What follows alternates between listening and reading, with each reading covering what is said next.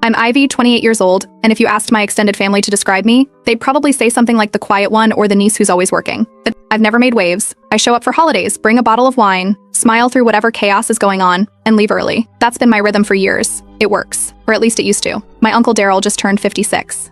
He's the kind of guy who treats every gathering like he's the main event. He loves a crowd, thrives on attention, and acts like a comedian even when nobody's laughing. Every family has one like him. He doesn't just host Thanksgiving, he turns it into a game show. He gives out fake awards, roasts people with pre-written jokes, and somehow always gets away with it by saying it's just a bit. Last year, at Thanksgiving, Daryl decided it'd be funny to read my Bumble profile out loud at the dinner table. I didn't even know he had access to it. I still don't. His daughter Felicia, who's 25 and constantly filming everything, had found it somehow. She recorded the whole thing and uploaded it to TikTok. I didn't find out until a coworker asked me if I meant to go viral. I kept it together in the moment, but the second I got home, I texted Daryl to ask him to take the video down. He left me on read.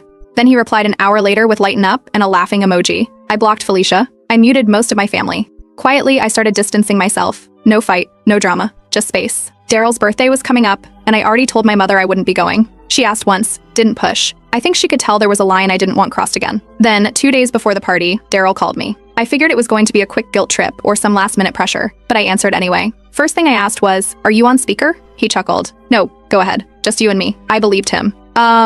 So I told him, calmly and directly, why I wouldn't be attending. I said I didn't appreciate being made fun of last year, or that I felt humiliated, and not just because of the dinner.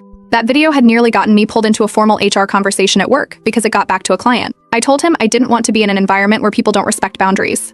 I got halfway through the sentence when I heard a second voice, then laughter, then someone clinking a glass and shouting, "Tell her she's dramatic." It wasn't speakerphone. It was a microphone. He had me piped through the whole party's PA system. Apparently his birthday brunch had already started, around 40 people, family and friends, all listening in while I thought I was having a private conversation. I ended the call without saying anything else. An hour later, my phone started blowing up. Texts from numbers I hadn't saved in years. Distant cousins, old neighbors, even a girl I used to babysit. What was that call about? Did you know we were listening? You really hate your family that much? I ignored every single one.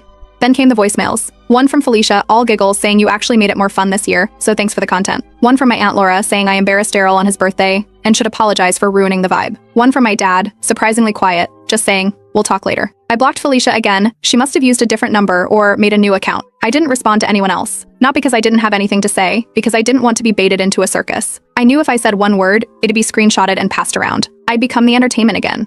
2 days later, someone from work mentioned the call. That's when I realized someone at the party had recorded the entire thing and shared it. Not on TikTok this time, on Facebook, and tagged me. The video was just audio with someone filming the brunch crowd laughing. You could hear my voice clearly. You could hear me trying to speak calmly. You could hear people mocking me while I was mid-sentence. They titled it, "Ivy Goes Off," like I had screamed or ranted or something. I emailed the person who uploaded it